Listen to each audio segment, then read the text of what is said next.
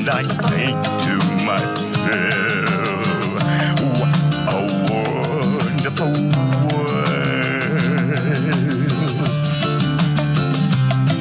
The colors of the rainbow, so pretty in the sky, are also on the faces of people going by. I see friends shaking hands, saying, how do you do? They're really saying, I love you.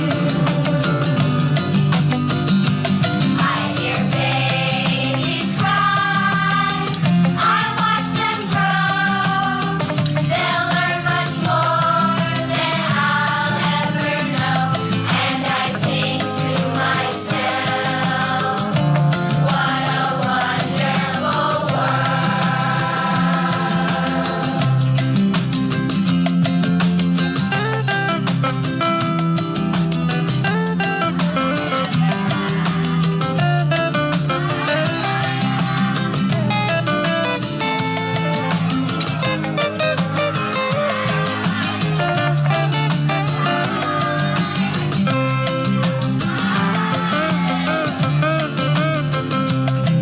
The colors of the rainbow, so pretty in the sky, are also on the faces of people going by.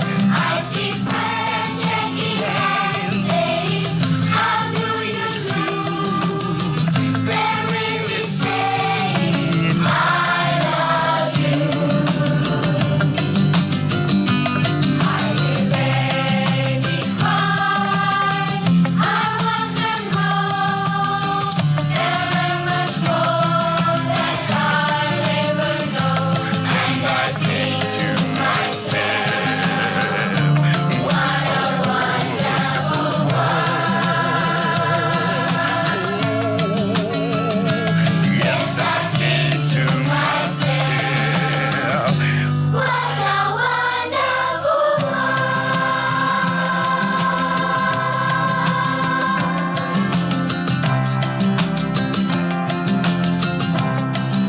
Oh, yes. Good morning. I am so proud to welcome you to our annual Holocaust education program here on Treaty 6 territory and the homeland of the Métis people.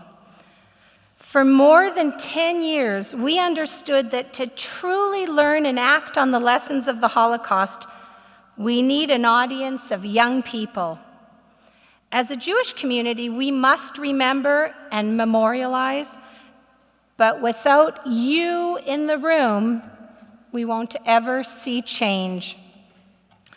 We began by bringing a survivor to talk to students in our synagogue, 2,000 in 2 days.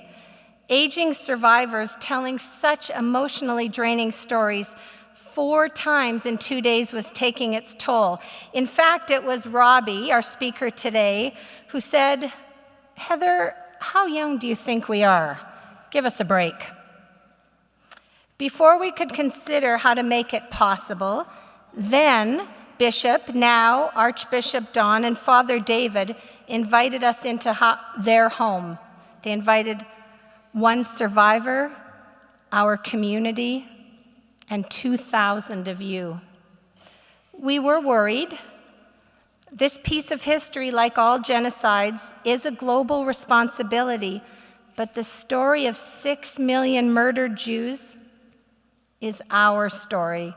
And we worried that we would lose an essential piece of ourselves and our message if we stopped telling it in our home. And then the first year here happened, and we, the teachers, became the students. We learned something that I hope, that I pray, you will leave understanding. We learned that by sharing our story of the Holocaust, it will always be personal, but in the sharing, the learning is far more powerful, and the change is so much greater. In Judaism, we call this charge to repair our world Tikkun Olam. Today, Robbie's story will become our common prayer, and as such, far more powerful than the one we could create alone. And as an audience, each of you today has the choice to be an active or a passive agent of this change. Choose action. The Holocaust is one of history's darkest periods, where pure racism was the justification to murder 12 million people, 6 million Jews.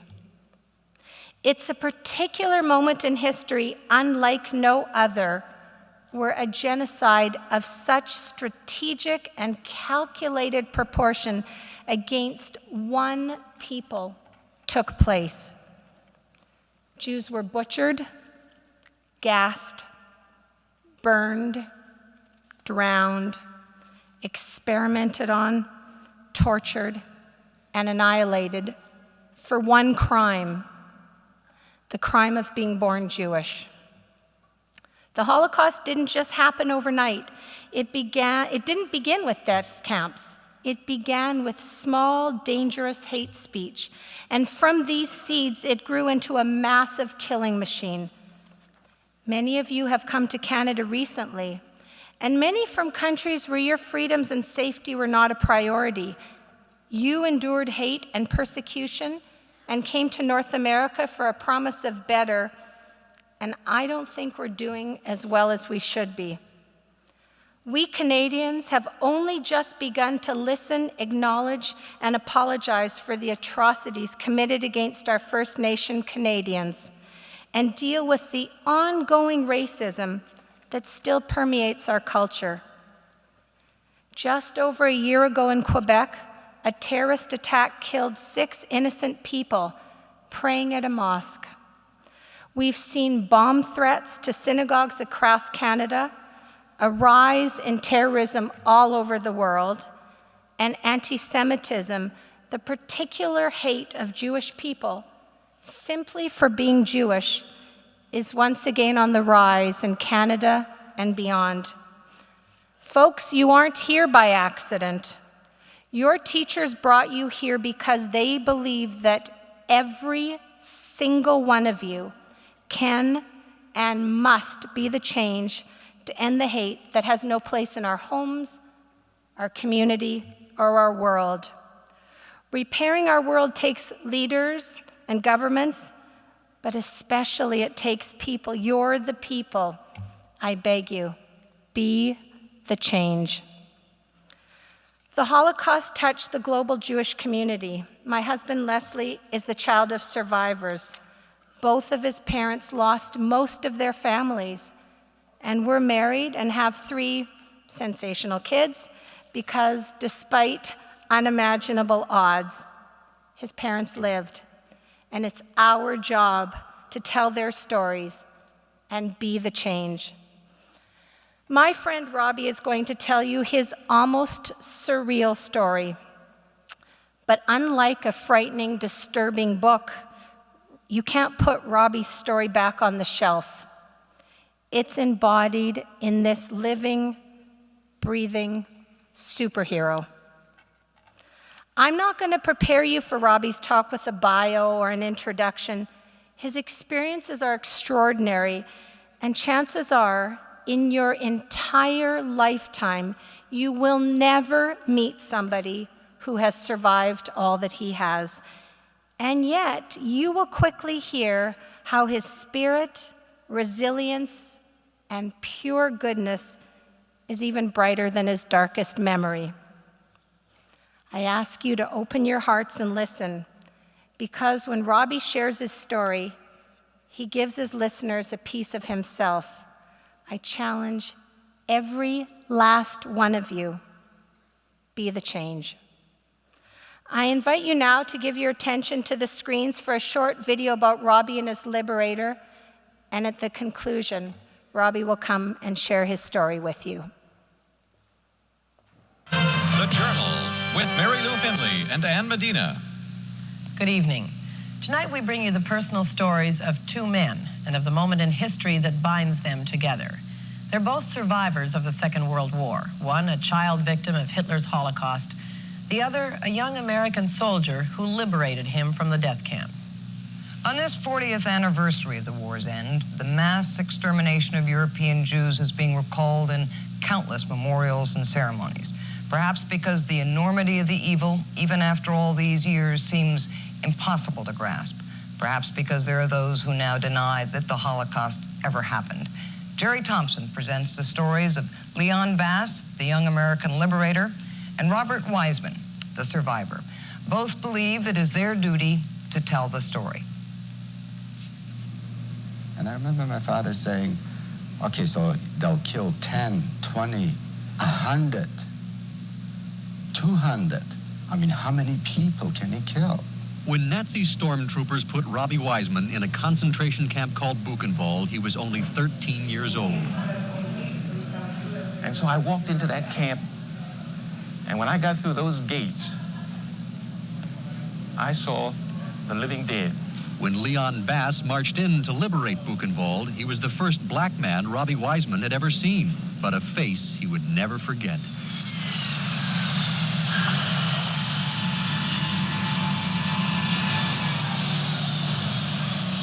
I touched him 40 years ago, and 40 years later, he's liberating me all over again. And he's touching me and touching others. How are you? So good to see you. Fine. Fine. How are you? Good. Robbie Waisman has flown from his home in Vancouver to Philadelphia for a reunion with Leon Basse, one of the American soldiers who set him free. It is a journey back through 40 years of horrid memories. As the Nazi blitzkrieg roared across Europe, more than 6 million Jews were forced into the streets, packed onto cattle cars, and hauled away to concentration camps. Those strong enough to work stayed alive as slave labor. Those too old, too weak, or too demoralized were killed in Hitler's extermination campaign. Robbie Waisman lost his mother, his father, and 4 brothers. Maybe it's a good thing that I didn't have a chance to say goodbye to my mother, because I loved her very dearly.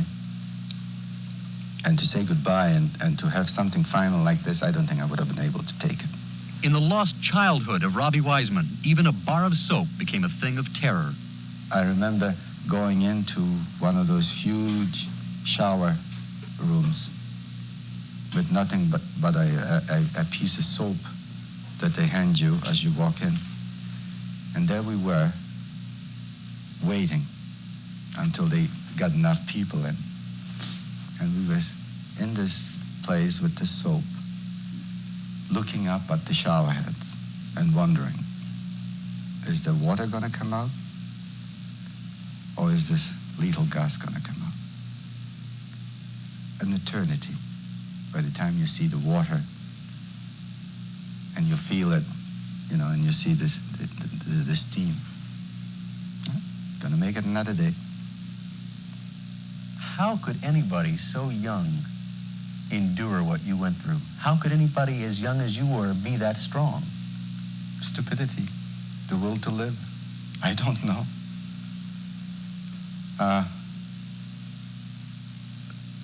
I just wanted to live. And I was lucky. Hold it, fellas. Ladies, gentlemen, cool it. Today, Leon Basse teaches history to a generation that can scarcely comprehend the Holocaust. But to hear him tell a very personal soldier's story is to be convinced. 40 years ago, just out of high school himself, he followed General Patton deep into the heart of Germany, completely unprepared for what he was about to see. We pushed them back through Luxembourg, through Belgium, all the way up to the Rhine River. And I remember the Rhine River because some of the fellows found a pink champagne factory. they took on a real blast. I never forget that. We didn't build any bridges that night. But they did. I remember the place called Mainz, right on the Rhine, across from Frankfurt. But we finally did get across the Rhine and into Germany. And then we went on up through Cologne, and Dusseldorf, and Eisenach, and Nuremberg. And I remember all those names, because they were only in the history books before. But now they were real to me. And we were winning the war at that point. We heard rumors that the Americans were advancing And we had the feeling that it's only hours away. All kinds of thoughts go through your mind when you can always taste the victory. Suddenly, silence, nothing. After a short while, I remember pulling myself up on the windowsill and looking up. Our barracks was not far from the main gate of Buchenwald. I kept looking at it, and I could see movement, and I could see soldiers. And the uniforms were different, and I knew that must be somebody other than Germans. And I could see jeeps coming through, and then more people start getting up, and that's when everything, all chaos, all hell broke loose. People running everywhere. I saw these two soldiers, and I shook my head, and I said, what kind of people are these? They're black. I didn't know that there's such a thing. I thought everybody was white. So a black man to me was a very strange phenomenon. I touched him. I touched this Scott, and I touched Leon. I couldn't believe what I was seeing. I couldn't get a handle on it. I didn't know. I was just about 20 years of age at that time. And I had never seen anything like this. I had seen death, but I hadn't seen anything like this. Some of them were stumbling about, trying to remain on their feet. Others were holding on to each other to maintain stability. Some were covered with sores due to malnutrition. They were emaciated. Their faces were just thin. They were skin and bone. The eyes were deep in their heads.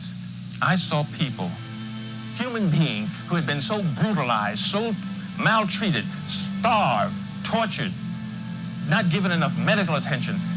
They were there. And I looked at them. I just had to stop in my tracks and look.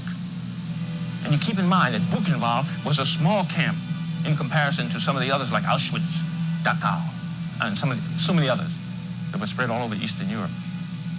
We didn't know the enormity of the Holocaust. We didn't know that so many million had died. I didn't know that I had lost. I knew that I lost my brother next to me, but I still expected to find 3 more brothers. I think it must have been about 6 months after the liberation that I broke down and cried. I cried for days because I realized the possibility of the loss. The scene was so horrible, Allied military commanders were convinced one day somebody would deny this gruesome nightmare had really happened. So General Dwight D. Eisenhower ordered combat camera crews to film everything for use as evidence later at war crimes trials. German civilians were bussed in and forced to walk through the killing factories to witness this most brutal slice of history. Captured Nazi soldiers were forced at gunpoint to bury the people they had killed. Eventually, the threat of disease made the job too dangerous for human hands, so bulldozers finished the work. I am the officer commanding. There were sworn affidavits at the head of each gruesome roll of film. These motion pictures constitute a true representation of the individuals and scenes photographed. It's a miracle anyone survived, when you consider how little the Allied governments did to help. In 1943, a group of rabbis marched on the White House in support of plans to rescue those Jews not yet captured by the Nazis. But anti-Semitism made Jewish refugees a political liability, and President Roosevelt blocked the rescue. Prime Minister Mackenzie King made it clear Jews were not welcome in Canada either. Even after the war, when hundreds of thousands of homeless Jews were herded into refugee camps, politicians, feeling the heat of anti-Jewish public opinion, made it nearly impossible for victims of the Holocaust to escape the rubble of Europe. And so, when Robbie Waisman applied for emigration to Canada, he just barely made it through Ottawa's red tape. We didn't have anybody to sponsor us. It was the Jewish Congress that brought us out. So the one proviso was that we had to be absolutely perfectly healthy. If you wore glasses, for instance, I wear glasses now, but then I didn't, then I couldn't get a visa. You harbor any resentment toward the Canadian authorities for not doing more than they did to try and rescue the people in the camps? Yes, I do. And, you know, I'm very proud to be a Canadian, and I love Canada. I think it's a marvelous country. But if I had lived during the war, I wouldn't have been very proud to be a Canadian. Having children of his own has changed Robbie Waisman's perspective on the Holocaust. For nearly 30 years, Buchenwald remained his personal nightmare, not shared with family or friend, until it occurred to him that a child suffering hurts the father even more. It was then that he knew no one ever truly suffers alone. I had myself to look after, you know, but for a parent to see what was happening to his children must have been unbearable. I can't possibly imagine if I had to bear that with my own children. I couldn't do it. So it must have been difficult to be a parent.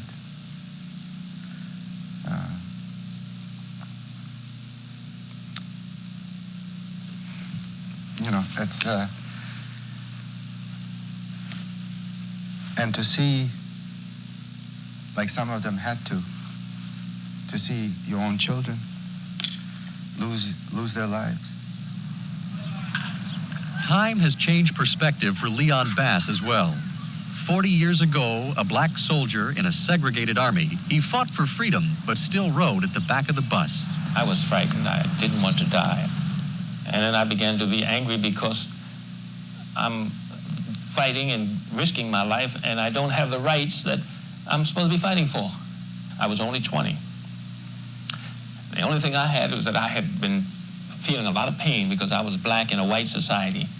But all of a sudden I realized the blinders came off, my tunnel vision was gone. I now saw that human suffering is universal.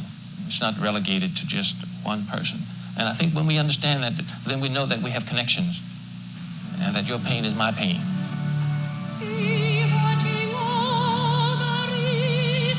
Your pain is my pain.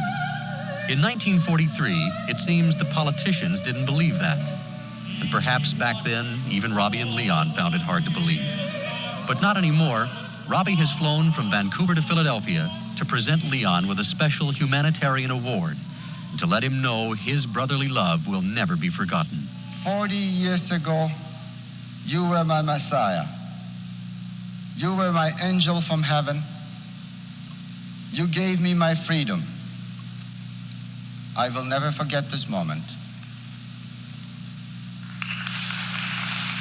Either we love one another, either we hold to one another, or the sea will engulf us and the light will go out.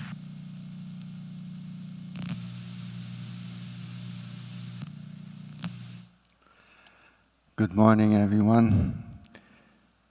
When I watch this, I miss my friend Leon. Many years ago, he was with me here. And I want to express my appreciation to everyone and to you particularly for doing this and bringing all of you together here.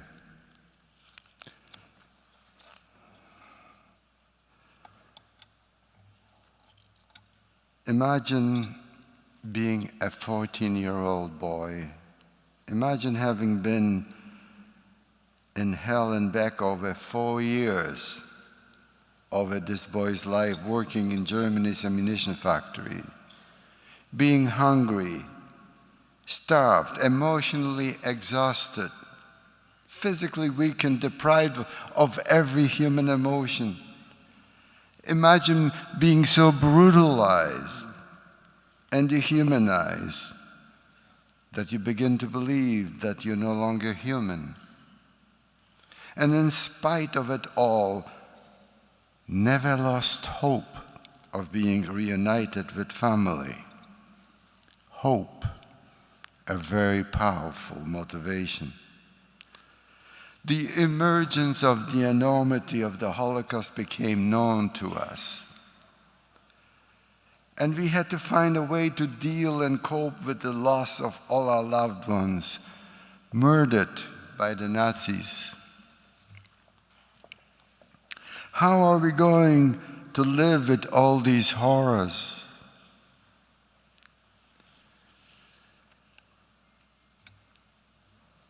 The emergence of the enormity of the Holocaust was very difficult to comprehend even. April 11 was the 73rd anniversary of the liberation of Buchenwald. I am a survivor of that infamous and dreadful place where death was a constant companion. I celebrate April 11 as my birthday. Although I was only 14 years old, for that day I was reborn again into freedom.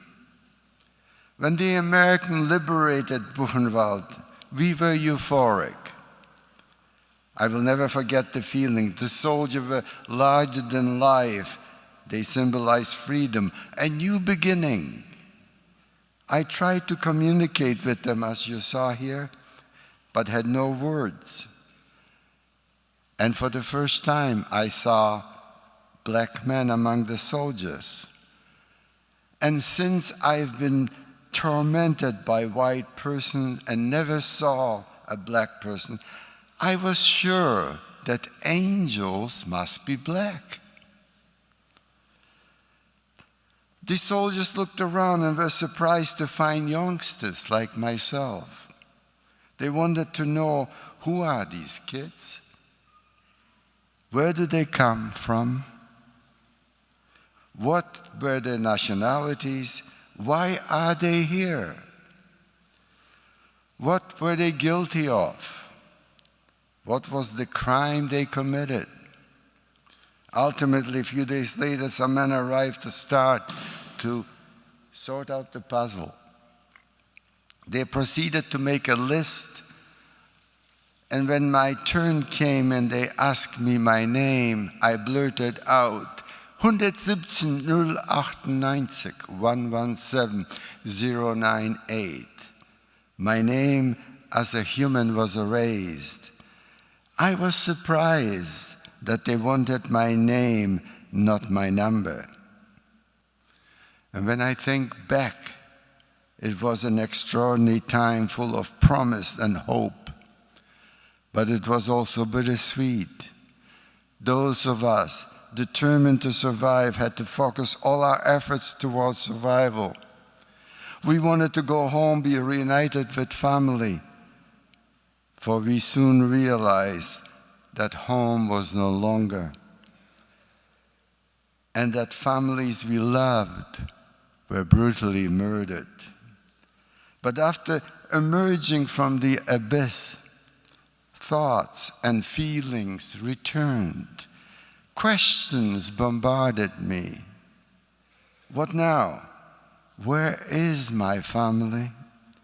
Has anyone survived? If not, what was the point of my own survival? Those wonderful memories of home no longer existed. Everything shattered. The enormity of the Holocaust was not yet known to any of us. And I remember thinking, how will I recapture feelings so that I could cry and laugh again? How do I learn to love and trust again? It was not easy to relearn the ordinary skills of life that had been shattered over a 6-year period. We were also sure that when the American soldiers, when they saw us, and when they saw the consequences of Nazi racism and brutality, that they would ensure that such things would never happen again. We, the survivors, were certain that the leaders and the citizens of the world would say never again and commit themselves to turning those words into reality. Never again, noble, thought-provoking words, but only if we act upon them, only do these words become meaningful. Today, in excess of 70 years after my liberation, the promise of never again has become again and again. There have been a number of situations that have tested the world's resolve. In Cambodia, the former Yugoslavia, Rwanda, Darfur, in Syria, and so many other places, people have been and continue to be the victims of genocides. My eyes have seen unspeakable horrors. I am a witness to the ultimate evil. I am a witness to man's inhumanity to other human beings. The Nazis and their collaborators murdered my mother, father, 4 older brothers. So were my uncles, aunts, cousins, friends that have been my schoolmates. To this day, I cannot grasp how I managed to go through all those horrors and survive. The promise of being reunited with family, all my loved ones, was the strong motivator for not giving up, for not losing it, and falling into despair. During the Holocaust, there was no place for thoughts or feelings. We existed for the moment and using every effort to survive. What was it like living through the nightmare of the Holocaust? Let me take a few moments to give you a glimpse of some memories. Some are good, but I also have some that are horrific. And when I share those memories, those horrific memories, it is not my point to sadden you. On the contrary, I want to empower you.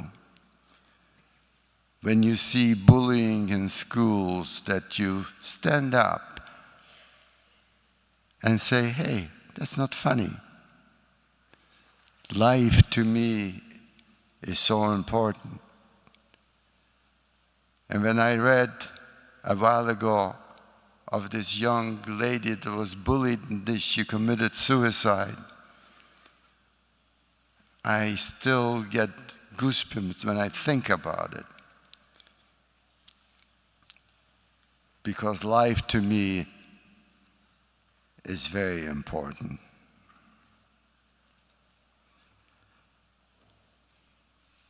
What happened long ago? So much devastation. And I remember thinking of all the losses, how to cope. We became outraged.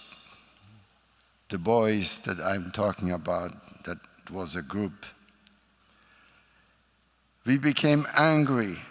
We were 426 youngsters among 20,000 adults in Buchenwald. We were brought out to Écueil, France for our recovery. And we were told by psychologists that we were sociopaths who would never recover. Well, I have to tell you that most of us forged ahead in schools and businesses, raised families, and contributed to our communities. And in fact, we count among the Buchenwald children such personalities as my friend Elie Wiesel, Nobel Prize winner, and little Lulek, the youngest, who became the chief rabbi of Israel, Rabbi Maya Lau, his brother Naphtali. I can go on and on. So much for the experts. We had to relearn how to be human and behave like normal teenagers. The resiliency of the human spirit came to the rescue. What made recovery of any kind a possibility? It was the power of memory. The good impression left by my loving family gave me the strength to want to survive. And after liberation, provided the template for the values required to have a decent and caring life. It was the anticipation of being reunited with family, that glimpse of heaven kept hope alive. The thought alone gave me the strength to overcome enormous obstacles and helped me to focus on survival. Before the war, I lived with my family in Skarzysko, Poland. And being the youngest of 5 brothers and 1 sister, life was absolutely wonderful. I was spoiled and very much loved. I often think of the short time I had with my family. Although the years were few, the impressions on my life have been profound and everlasting. And I'm so fortunate to have those cherished memories. It always gives me a warm feeling when I think about it. The joys of Friday night, the adventures of my older brothers and my sister Leah. I shared their aspirations and hopes for the future and wish I was older so I could copy it and emulate it. All the wonderful, marvelous, and exciting things that they were able to do. That feeling of warmth and security and joy has stayed with me throughout the years. And it sustained me during those horrific, tortured years in the camp. Being the youngest, I received more than my share. My older brother Chaim had just come back from military service. He was an officer in the Polish army, and when I think back, he was my James Bond. He was 007. He was married to a beautiful girl named Golda. Before they married, I had a crush on Golda. She was gorgeous. She had a ringlet on her forehead like a question mark turned upside down. I was 8 years old, and I was in love with her. I gave her up when she became engaged to my brother Chaim. Their firstborn was a little boy named Nathan.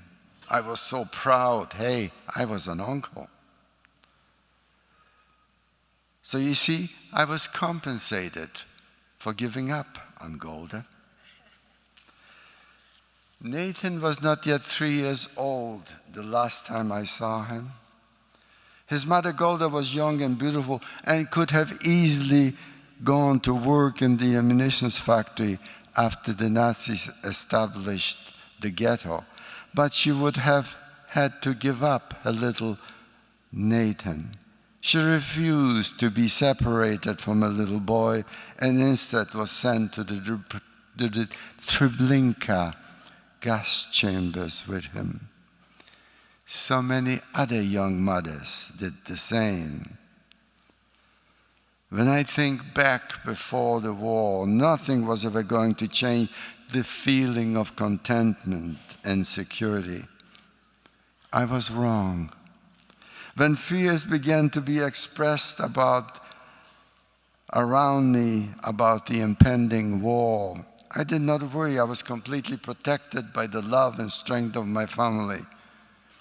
And my dad believed in a civilized world, especially the civility of German people. Germany, after all, he used to say to our worried friends and neighbors, have they not produced great composers, writers? And I remember the names of Beethoven, Schuller, and many others. And Germany's Jews were highly regarded with considerable influence, well integrated into professional and artistic life there. 1939, the war breaks out. Everything changed drastically. After the Skarzysko ghetto was liquidated, I was interned in the ammunition factory with my dad and 4 older brothers. I cannot help remembering the anguish in my father's eyes as we both witnessed the brutal murder of my brother Abram, who was 3 years older. I lost all 4 brothers, but my brother Abram is particularly painful. I was there. I witnessed it. He contracted typhoid fever and could no longer work. And if you couldn't work, you were no longer of any use to the Nazis. When the SS guards selected him and put him on a truck, our eyes met. We looked at each other. I had an overwhelming urge to join him. I started to run towards him. I was stopped. Never will I forget the love and tenderness I felt for my brother Abram at that particular moment. He waved me away. He did not want me to be near him.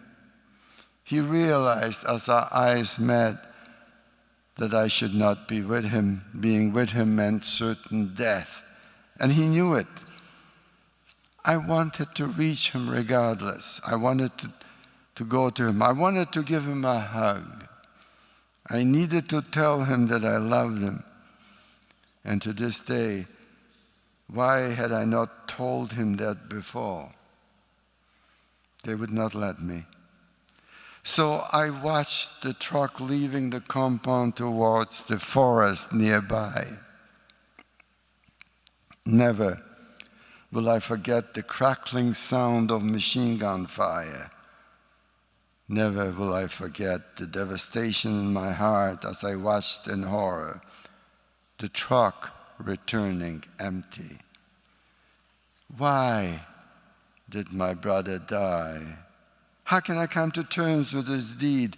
What was his crime? He was born Jewish. I have vivid memories of my father as being a tower of strength to all of us in the family, as well as to the whole neighborhood. My dad was known for his compassion and good counsel.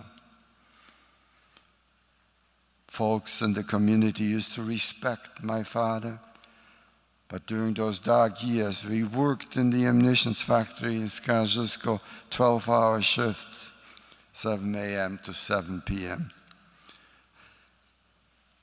I worked day shift and my father night shift. We only saw each other on Sundays, the only day when we did not work. I used to look forward to that day. The rest of the week, we used to look for one another as we marched to and from the barracks to work. And we would always find each other and wave to one another as we passed by. After my brother's death that first Sunday, I looked at my dad and I noticed a broken man, completely dejected. The change was drastic. I could not believe my eyes. His black hair suddenly turned white. I asked him, "Dad, what's wrong?" He did not reply. I looked up and saw a tear running down his cheek. The strength that was always there was gone. I was 11 years old at the time, and I needed him to be strong to reassure me that everything would be all right, but he couldn't. I became angry with him. Where is my father that I knew and loved? Now that anger has come back to haunt me. I now feel that I have failed my dad, and I'm sorry for my behavior. I did not understand or appreciate his pain. He already knew some of the horrors that I would find out later.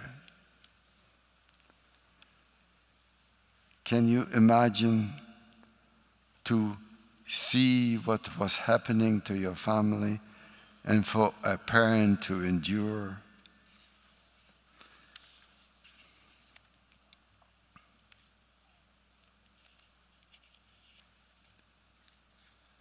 How could anyone remain sane and go on functioning as a human being when humanity was destroyed in front of our eyes? Most of all, how do you come to terms with the tragic loss of all our loved ones? Fathers, mothers, brothers, sisters, friends we grew up with, our childhood, our innocence, everything gone. How was it all possible? We started questioning the existence of God. How could this happen to us? And yet, in the concentration camp, I saw people around me continuing to pray to God. And we looked for him and expected him to come to the rescue, but did not see him. Before the war, we all came from Orthodox homes, rich in heritage and tradition. But after coming out of the terrible abyss, the darkness, we questioned angrily. What we learned at home from our parents was not lost. The sense of humanity slowly returned to us. Our faith was shaken, yet in spite of it all, we remained true to it. In those dark days in the 40s, the Nazis were relentless in the killings of Jews, and they did it with impunity. My friend Nobel Prize winner Elie Wiesel said it best, and I quote, "The Nazis did the killings, the Jews did the dying, and the world was oblivious and indifferent. The majority of people remained uncaring and silent. Many others were targeted, but Jews particularly were singled out. And again, while we know that all victims were Jews, but all Jews were victims, and it seems to have gone unnoticed, the unique destruction of Jews did not stop the forces of genocide from killing. Millions throughout Europe, whether gypsies, homosexuals, Slavs, the list goes on and on. It was left to us to serve a reminder of what happened then can still happen now. The Holocaust, we were told, was so unique that the lessons of tolerance and understanding for all humanity will have been learned for all time. What happened then long ago in my time wasn't supposed to occur ever again. Yet, it is happening in many parts of the world. Our own experience with the Holocaust has taught us that evil must be recognized and that we have a responsibility to ensure that it never happens again to anyone. And yet, I must ask, have we learned nothing from the past?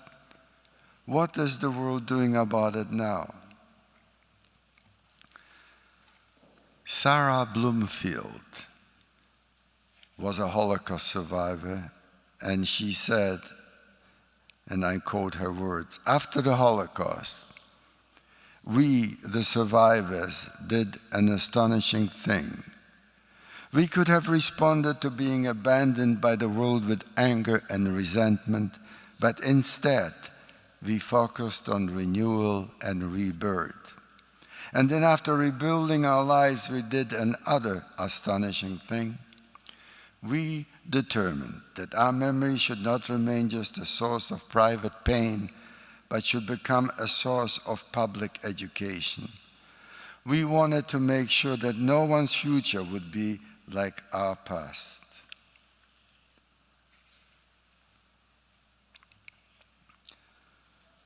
By being a witness to history, I believe that young people like all of you here this morning will learn the lesson from us, and all of you will become witnesses and work diligently for a better world.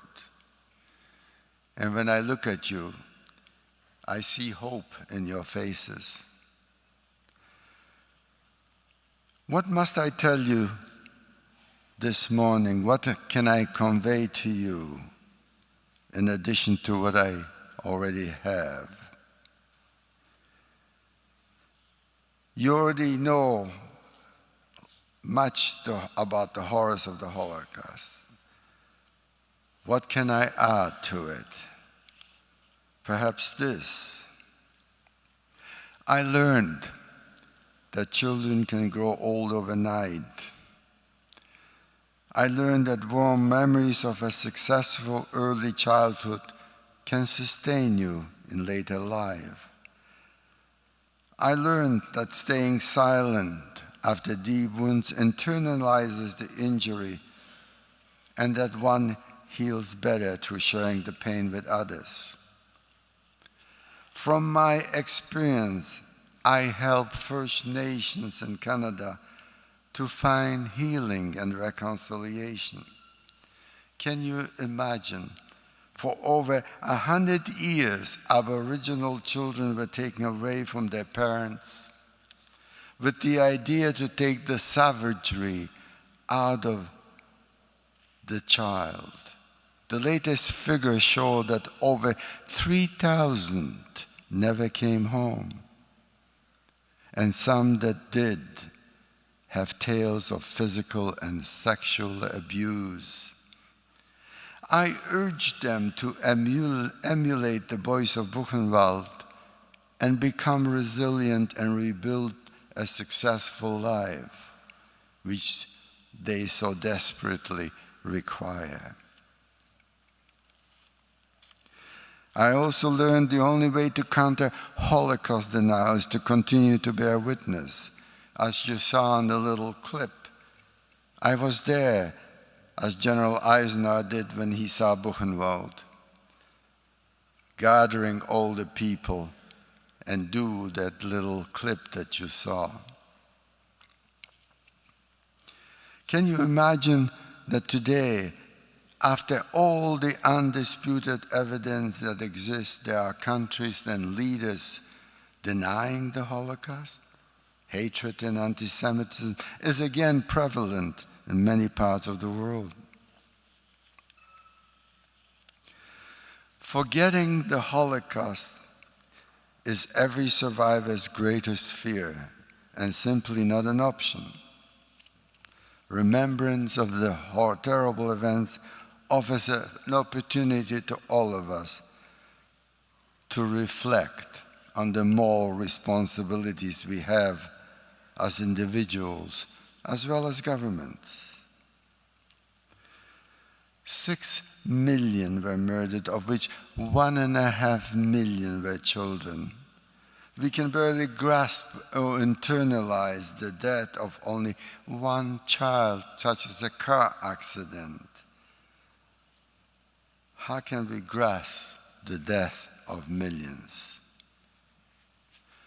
And having been one of the very few lucky enough to have survived, I can tell you without a doubt what children still alive in places like Darfur and many other places in the world have on their mind.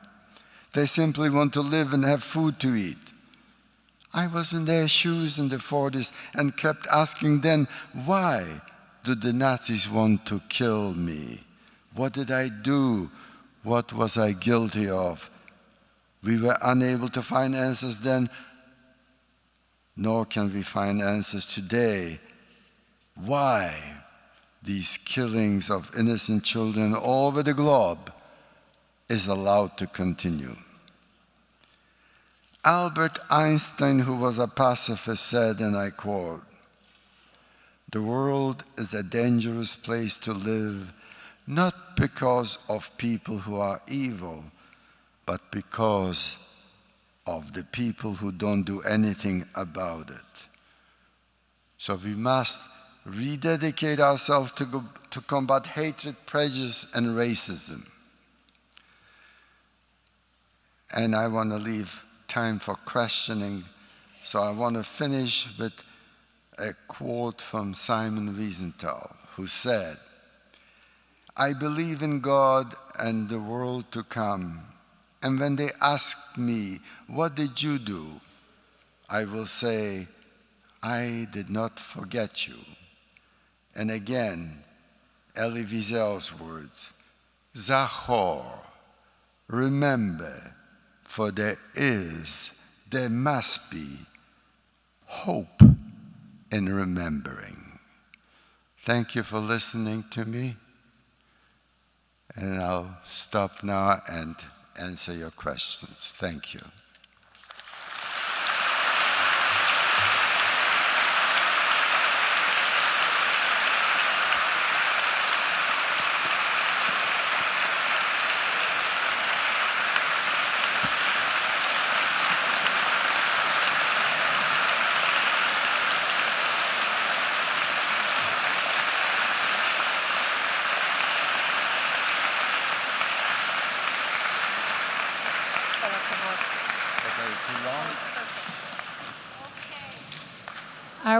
We have 15, 20 minutes for questions. We have 2 microphones. There's one here and one back there. Please don't be shy. There are no bad questions. And this is actually Robbie's favorite part about being here, is to answer your questions. So come up to the mic and there are no bad ones. Anybody brave enough to start us off? Okay. If you were to meet Hitler today, what would you say to him? What a question. I would say, Mr. Hitler, I won.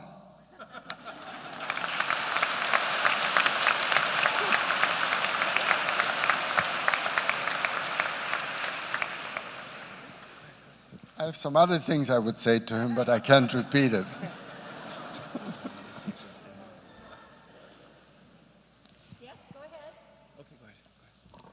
How did your connection to God change after the Holocaust? We were sort of angry of all the losses, but what, as I said before, what we learned at home stayed with us. And to honor the memory of our parents and our siblings, we stayed true to what we learned at home.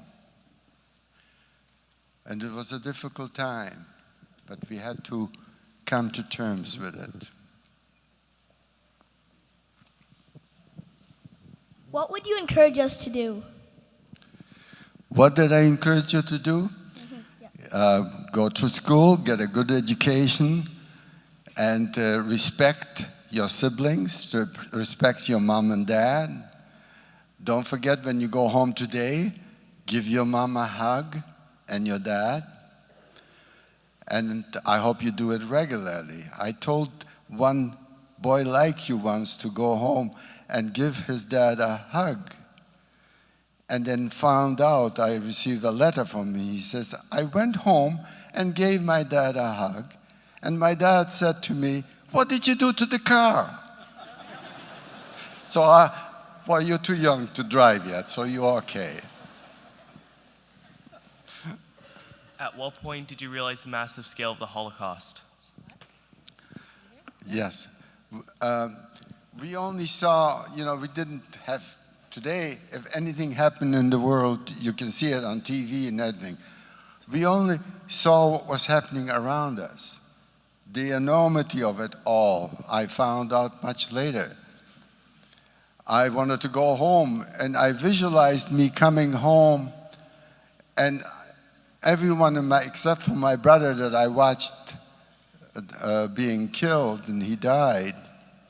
But I expected everyone to be at home, and I would walk in and they would all say, "Oh, look, the baby made it," because I was the youngest. In a way, it was a blessing in disguise, because when I found out after liberation, when we wanted to go home, and they said, "Hey, home is no longer," and we ended up in France. And there was a period of time there that I questioned my survival. I said, what for? What's the sense of it all? And I didn't want to live. Then I found my sister that survived in a place called Bergen-Belsen. And it gave me hope, and I began life again. Oh, I can go on and then. I'm supposed to answer questions, not give you more speeches here. So with all the horrors that you encountered throughout your life, how would you keep your level of sanity? Thankfully, we had good caregivers that when we went to France, and they helped us, they encouraged us to catch up in your schooling and move on with life. We had a Professor Manfred Reingwitz from the Sorbonne, a very famous school, who devoted his entire, a lot of time to encourage us to catch up on your schooling, move on life, do something with your life, make your parents proud, and so on. And so we listened to him, and and I'm very proud of the boys of Buchenwald, all the accomplishments that we have made. So the human spirit was there, and the memories, and to honor our loved ones that we lost. Thank you. If you could say one more thing to your brother, what would you have said? What could, yes. I would say, hey, I love you. We just take these things for granted. I lost all my siblings and so on. So what I'm trying to convey to you is, when you go home, what you have at home is very precious and unique. Don't ever take it for granted. Appreciate it. And show them that you love them.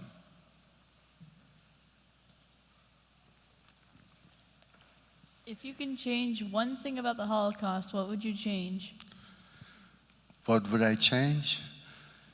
I wish that Hitler would not have come to power. I wish the Holocaust would not have happened. 6 million Jews died, 1.5 million Jewish children. There are no descendants of these children. Schindler's List, I think, saved what, 1,100 people? And last time I checked, there are over 8,000 descendants of Schindler's List. And can you imagine what we've lost? It's impossible to grasp. I get chills just even thinking about it. Oh, so many friends that I went to school with, all gone. What was the most frightening thing that happened to you? What was the most frightening thing? Yes. Well, when it all started and being separated from my family, I was with my mom when the ghetto was liquidated, and then my older brother Chaim, who was already working in the munitions factory, came in at 3 o'clock in the morning, and he found out that the ghetto was about to be liquidated, And my mom woke me up saying, "You're going with your brother." And I said, "No, I want to stay with you." She said, promised me we'll be reunited later. And I often wondered, did she know that I would be safer with my brother? My brother took me out of the ghetto, and we went out into a farm and left me at a hayloft and says, "You stay here and I'll come and get you later." And that's how I survived, because when the ghetto was liquidated, I wasn't there. I can go on with this, but yes. I have two questions. One, how have you changed over time from when you went into the Holocaust and now? How have you changed from then to now? How did I change? What's different? In what way do you mean that I changed? Emotionally. Maybe how are you a different person as a result of the Holocaust? Is that fair to? Yeah. Well, I was trying to be as normal as possible after, and I never spoke about the Holocaust until there was a high school teacher in Eckville, Alberta, by the name of James Keekstra, who was teaching his students that the Holocaust is a myth, it never happened. And so as a survivor, it woke me up. And voices came to me. I was trying to fall asleep in the concentration camp after working 12 hours, and a voice addressed me, "Kid, promise me that you'll tell the world and after the war, when you survive, what you have witnessed." And I didn't reply. And another voice said, "Leave the kid alone, none of us are going to make it." That man was really optimistic. And so Keekstra and that voice woke me up. And I felt that I had a duty and a responsibility, because I survived, to inoculate people like yourself in the whole world against hatred and discrimination. And it's been very gratifying to speak to all of you. And I'm sure that you'll go home today and you'll say, "Hey, Mom and Dad, hey, I listened to a Holocaust survivor, and I've learned how to do things and do good things in life." Thanks for the question. What kind of things did you get to eat? What did you get to eat? What did we get to eat? Our rations was a sort of like a piece of bread, like when you get a piece of toast in the morning. One piece of bread with a little bit of jam on it. That was it. When I worked in the munitions factory, there was a lady that I always look forward to seeing her. On Friday, I would be sent to get a bill of lading so that we can ship out all the munition. She was blonde. I don't know her name, but I always pray for her, because she would give me a piece of bread, 2 pieces of bread and jam and butter. It was, the first time that she did this, she put the bill of lading and she screamed at me in German, "Raus!" You mean, get out. And I remember thinking, "You're such wonderful, you look so gentle and everything, and all of a sudden you've become a bitch."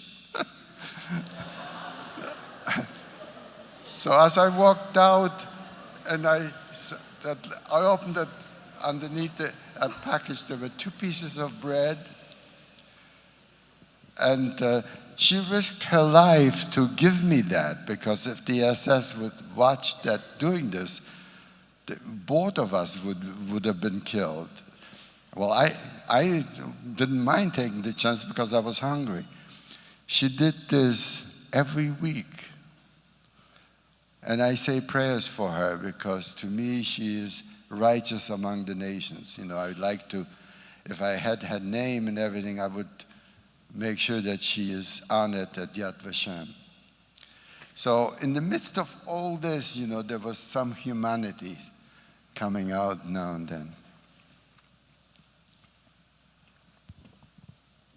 How did they treat kids during the Holocaust? How did they treat kids? Well, most kids didn't survive. I have a group in Vancouver that we meet every month, and these were hidden children. So there were many hidden children. We have about 25 to 30 people that were hidden by different families. So these families, again, risked their lives to hide these children. So in the midst of everything, I just want to tell you there was humanity. There were people that were doing the right things. How many schools have you gone to share your story? Oh, I haven't kept track of it. Hundreds. We can't keep up. Both another hidden child, his name is Dr. Robert Krell, who is a psychiatrist. Him and I established the Holocaust Center in Vancouver, and we reach 22,000 different, as many as, how many are there here? 2,000. 2,000. We reached 22,000 last year to inoculate them against hatred and discrimination. And by the way, I have nothing but love and admiration for you and everyone that organized this, because to have you all here it's so very special and very meaningful, because I'm sure that you've learned a lot today and that you'll go home and tell your parents and your other friends that were not here that, hey, guess what? We met a survivor. I'm afraid we won't have time for all of your questions, but a few more. What would you do if Hitler gave you the chance to run? What would I do if Hitler gave you the chance to run? If you had the chance to escape or chance to run away. Well, he didn't give us any chance. His idea was to annihilate all of us. And he proceeded to do this. And I survived because he wanted the people first to work in all the munitions factory. If you were sick in the munitions factory, they just we used to, every time they would eliminate or they would go through and to ghettos and so on and send the people away to be murdered. They were always, because we didn't have enough food, so they always were looking for healthier people to work in munitions factory. So before they would get these healthier people to come and replace us, we used to go through what they call selection. Whenever I hear the word selection, it brings back horrible memories.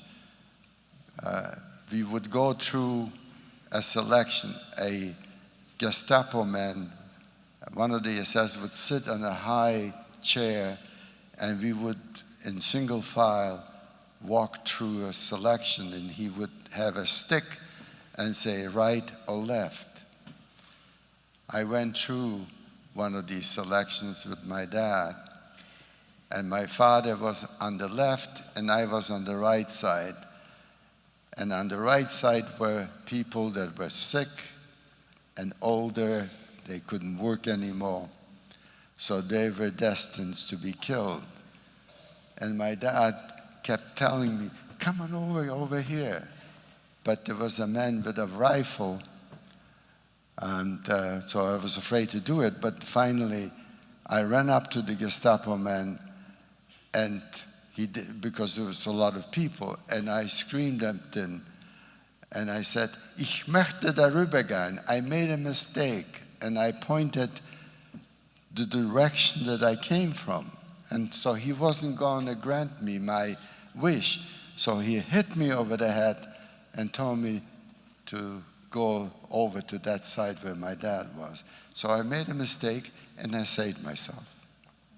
I have so many stories. I'm sorry, this will be our last question, but I want to tell everybody that this Sunday at Congregation Agudas Israel Synagogue at 1:30, we have a memorial service where Robbie will tell his story again. And I know that if you come with your parents that day and come up afterwards, he'll talk to you then as well. So last question. What would you say to your mom if she was still here? Oh gosh, what would I say? I wouldn't stop hugging her, and I would keep saying, "Look, the baby made it." Again, so what I want to tell you is, do appreciate what you have at home. Do never take it for granted. And for me, when you go home, give your mom and dad a hug, and your siblings and your everybody, and do the good things in life. If you do this, then sharing my pain with you, you will have compensated me. So thank you very much, and it's been really very special to be with all of you.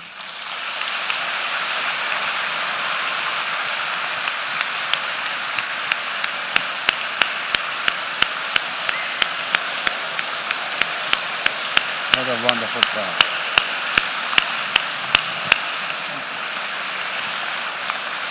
Will you just introduce yourself? Is that okay? Just say a few words? Yeah. You can just introduce yourself, just for the sake of time.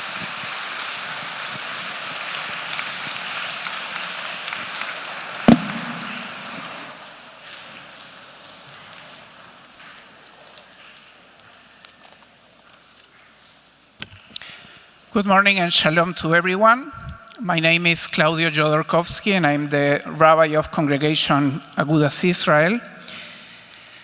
I feel honored to be here this morning in this holy sanctuary on behalf of the Jewish community, Congregation Agudas Israel, and its Holocaust committee who organized this education program. I would like to thank Robbie for his powerful testimony of life, for sharing with us a little bit of his experiences in what was the darkest time in the history of humanity, and also for bringing a message of hope, of reconciliation, and optimism. Thank you, Robbie, and we very much look forward to hear more from you on Sunday at our synagogue. I want to share with you a very brief teaching from the Jewish tradition.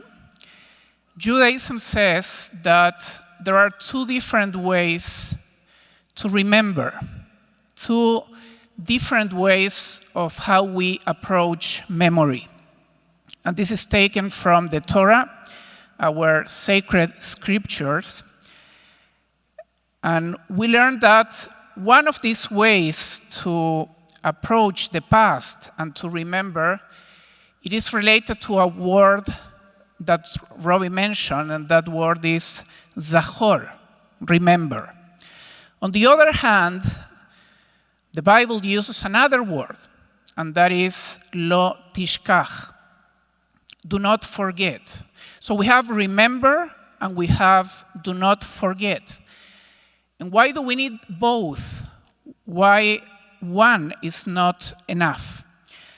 And Judaism teaches that while remembering means doing actions that help to remind people about the lessons of the past, not forgetting means to take these lessons and make them a part of your life. In other words, not forgetting means taking what you just learned, what you just remembered, and doing something in your life with that which you just learned and remembered. So starting today, I think we have 2 tasks we have to work on, 2 missions to accomplish. To remember the story that Robbie told you, and secondly, to take it to your heart, to try to be a different person now that you know the atrocities that happened, now that you heard his story, and now that you know what racism and hatred can cause.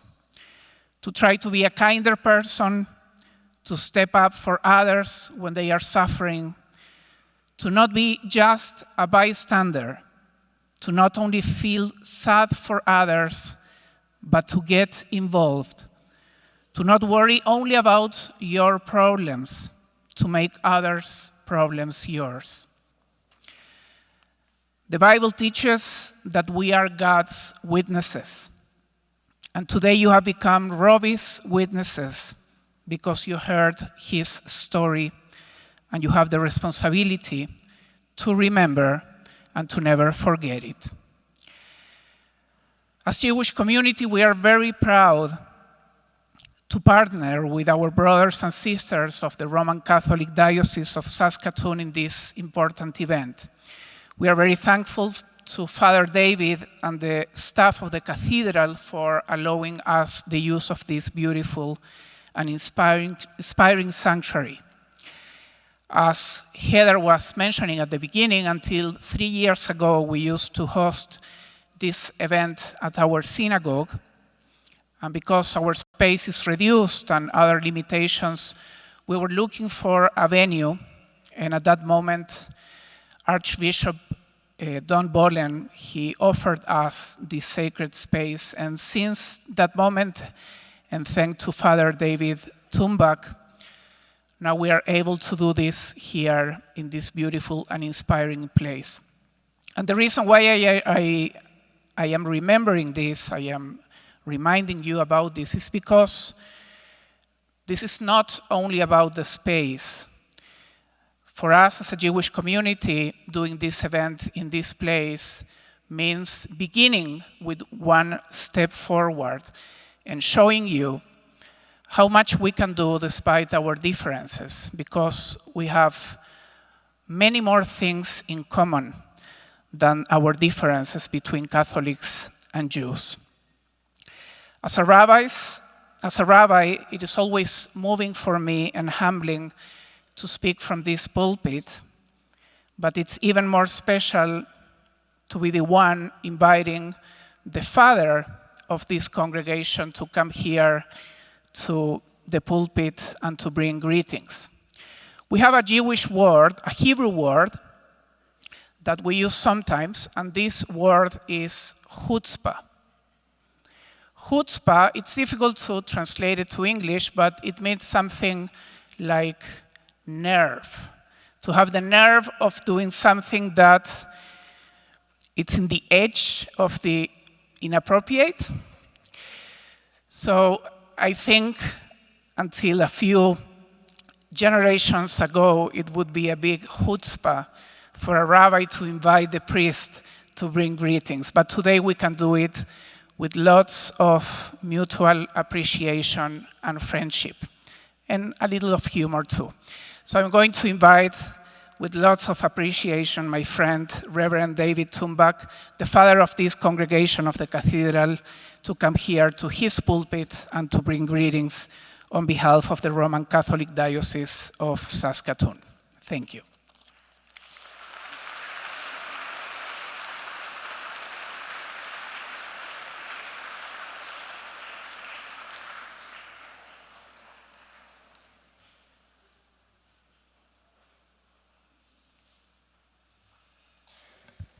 Good morning, everyone, and on behalf of our Bishop, Mark Hageman, the clergy and the people of the Diocese of Saskatoon, a very special welcome to you. I in a very special way, want to welcome my brother in the ministry, Rabbi Claudio, the members of Congregation Agudas Israel, our brothers and sisters as we walk in this journey, and to our special guests who are here with us today. My appreciation, I cannot say it in words, Robbie. To hear your story, a painful reminder of the past, is also a painful time for us as Roman Catholics. Many priests and religious have been declared as righteous among the nations. And we rejoice in those men and women that had the courage to stand against the bigotry, the hatred, and such a brutal ideology. But Robbie, we also know that there is great complicity on the part of our church. And many in positions of leadership were instrumental in sending individuals like you to concentration camps and ultimately to their death. But you used a word today, Robbie, that is so profound. You said today is about hope. Hope in something that even mysteriously is greater than we are. Because as painful as it is to tell your story, as painful the loss of your family who I know that you loved, the hope is that you have instilled in these hearts an opportunity to give to the world a better place. Today, motivated not only by you, but a spirit that is within us in our souls, that is kindled by your parents and your brothers and the 6 million. We stand today in absolute solidarity. We know that the mission is great. You spoke of many countries that are experiencing today that racism and bigotry. We'll hear later from individuals who will speak about the work we need to do and the lives of the Aboriginal people we need to be present to as we all work towards healing. And yet I think so profound and outstanding that today in a Roman Catholic cathedral, a rabbi speaks from my pulpit and a Holocaust survivor sits in my chair. And that is the blessing that you give to us today. Come on over here. God bless you. Oh, you are very kind. Oh, it's so touching. Thank you. Thank you. So now, Robbie, stay with me because I'm going to ask all the kids that are here. You heard a beautiful story. I want you to stand up as a show of support.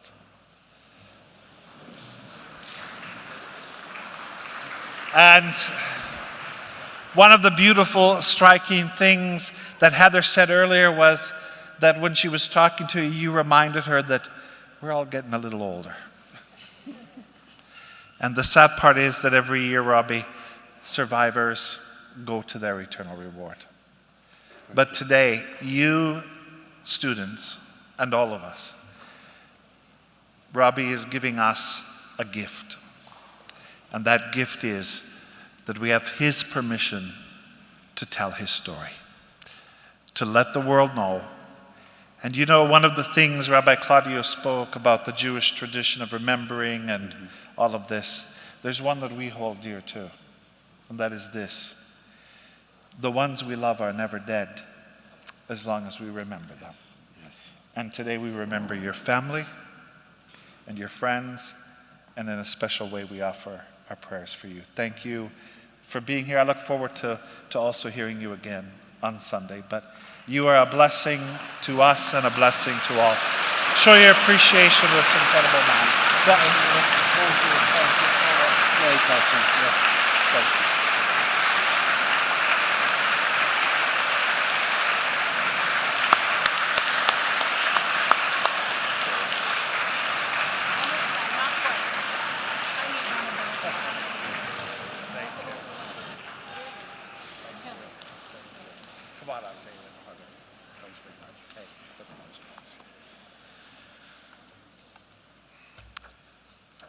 Well, good morning, everyone. My name is Judge David Arnott. I'm the Chief Commissioner at the Saskatchewan Human Rights Commission, and it behooves me to make a couple of comments today that I feel compelled to do, and that is, you really witnessed something very unique here this morning, and it's been going for quite a few years. It's all about leadership in this community.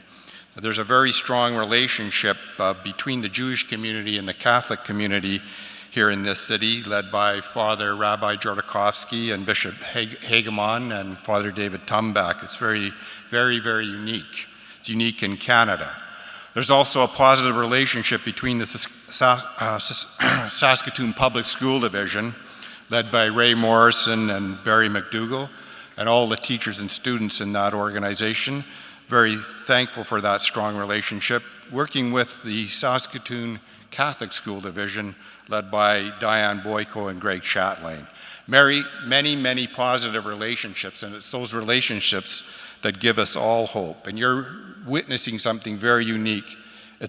Saskatoon's model is actually a model for Canada, and I want to acknowledge John McGettigan, the president of the Saskatoon Teachers Association, and all the teachers that are here helping us in all this work, and David Fisher from the Consensus Citizenship Education Foundation. I want to tell you a quick story about the Saskatchewan Human Rights Commission. It owes its existence in part to the world's response to the Holocaust, which happened in 1948 in the Universal Declaration of Human Rights. We all belong to one human family. Those are the words of that declaration. And that's based on respect.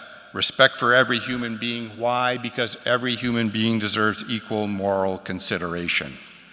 That response set the foundation for the rights revolution that we saw occur in the last half of the last century after the Second World War and the Holocaust. That rights revolution was created in courtrooms by lawyers. And I challenge every student here today to remember Robbie Waisman's story and to remember that you should be part of a responsibility revolution that is taking place and you're going to be part of further in the first half of this century. And that's created in classrooms by teachers, by the teachers that brought you here today and the teachers in these two school systems. That's very important because rights without responsibilities really have no meaning. And Canadian citizens have 4 important responsibilities. You must know and understand your own rights so you don't knowingly transgress the rights of others. You must make the world a better place. You must see the world through that lens. You must do everything you can to make the world a better place. You have a duty as a Canadian citizen to reconcile with the Aboriginal people of Canada. And you have a duty as a Canadian citizen to respect your fellow citizens, each and every fellow citizen, no exceptions. I want to remind you that words matter. Words matter. Remember this, please. The Holocaust began with words. Words have the power to shame and blame. Words very much matter. Hate thought begets hate speech. Hate speech begets hate crime. Words have the power to maim. Think about words. Think about your words. Think about how you use them, how you can use them constructively and positively. Legal sanctions have been made for many, many years based on a few fundamental factors. Number 1, slander, libel, defamation, and hate all receive a sanction. Anti-Semitism is in fact on the rise in the world. It's on the rise in Canada, the United States, the United Kingdom, and Europe. There were 1,700, more than 1,700 incidents in Canada in 2017, the most ever since being recorded. Racism is an evil social construct.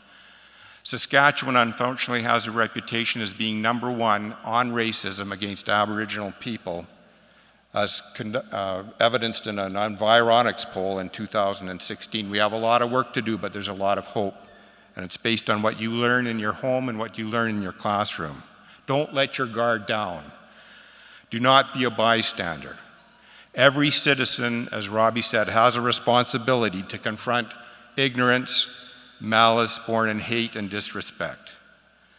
Mr. Waisman feels a passionate responsibility to relate his personal story of the Holocaust. Let me remind you that it takes great energy, great strength, and great courage for a survivor to tell their story. And we all have a reciprocal responsibility, having heard his story here today. You must etch it in your memory. Use that story as the fuel to confront hate, however and wherever it manifests. Please be a responsible citizen. Now, the reason I came up here today is to tell you this. I have profound respect for the professional educators of Saskatchewan, and that respect is born of my experience in developing We're All Treaty People, teaching treaties in the classroom in this province and seeing it be made mandatory. And recently, the Saskatchewan Human Rights Commission has been working on creating a pedagogy that's now ready for every school and every grade in Saskatchewan, and it answers the question, what does it mean to be a Canadian citizen? What are the rights of citizenship? But most importantly, what are the responsibilities that go with those rights, and how do you build and maintain respect for every citizen? With respect to teachers, in 2014, the Saskatchewan Human Rights Commission and the Think Good, Do Good organization, founded by Heather Fenyas and Jan Gitlin, began to recognize teachers who embody qualities of understanding, compassion, and leadership, and demonstrate that not only in their classroom, but in their community. And today, I'm here to help recognize two teachers for this year, 2018, for their stellar embodiment of those values in their careers as educators in this province. The first teacher I want to recognize is Miss Leslie Goody-Clouche. Leslie is from the Saskatoon Public School Division. She's been a teacher in the school division for a number of years in grades K to 8. She's been a literacy coach, a consultant, a volunteer for Think Good, Do Good, a volunteer for many literacy events, a curriculum writer for the Dakota Lakota First Nations, and a facilitator of interns and teacher candidates at the University of Saskatchewan. She's been teaching her students about different cultures and different faiths her entire career. The hallmark of a great teacher is great passion, and Leslie has that passion to teach and to learn. She understands the importance of building community in the classroom in order to positively affect the students in the classroom in their growth, their capacity, and their resiliency. She's a lifelong learner, and we recognize this morning Leslie Goody-Clouche. She's unable to be here because of another family commitment outside of the province, but we wanted to recognize her today. Now, we do have another teacher that's here, and the second recipient of this award today is Sheena Adams. She's here with her family, her friends, and her students. And I want to tell you a little bit about Sheena, because Sheena has been a teacher in the Greater Catholic Saskatoon School Division for approximately 10 years. She has a deep passion for her students, and that deep passion is founded on her clear and very strong faith. She believes in shining a light in the classroom. She believes in inspiring and making a connection with every student in her classroom. She started her career at Bethlehem High School teaching drama, and she finished her master's degree in religious education and became a teacher chaplain at Edfian High School, where she continues to work. And she helps lead the Youth Alliance Circle in that school, which is paired with the school's Social Justice Committee. And I like these words that committee embodies, and that is think love and be love. This group has worked on a variety of charities I want to give you a picture of that, from the Hope from Malawi to collecting canned food for needy families. The goal of one event was to bring a certain number of foodstuffs in cans, and she set a high mark. The prize for reaching that goal was for Sheena to shave her hair. She did that.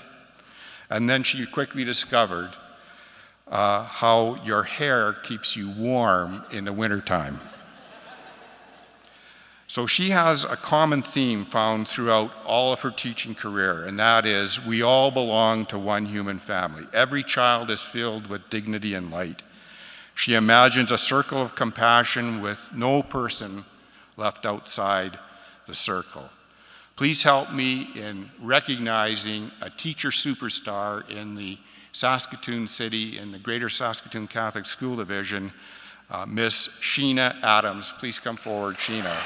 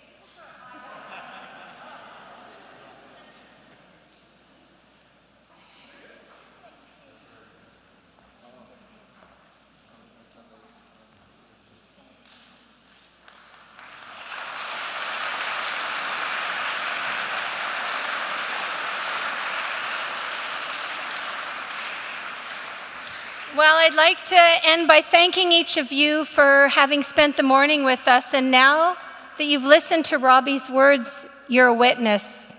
And the only question is, what do you plan on doing about that?